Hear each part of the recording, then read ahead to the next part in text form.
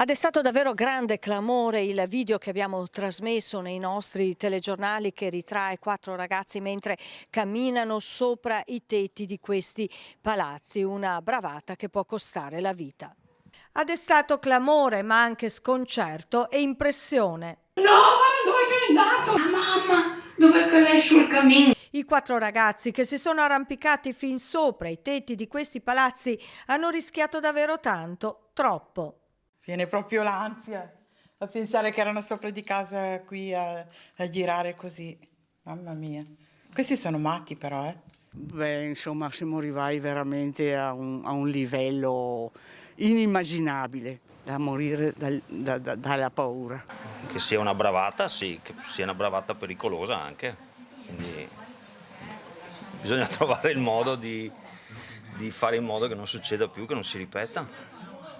Dopo che questi siano in cerca di like o di cose, questo è un altro problema, è un fenomeno sociale che lasciamo stare.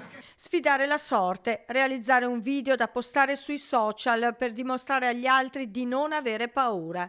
Per raggiungere i tetti il gruppetto ha oltrepassato questa inferriata avvolta nel filo spinato. Sprezzanti del pericolo, potevano scivolare e rimanere infilzati su queste lance oppure precipitare a terra, un volo che sicuramente non gli avrebbe lasciato scampo.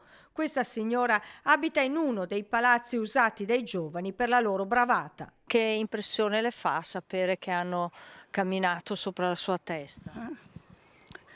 Non si sta tranquilli, non si è tranquilli assolutamente.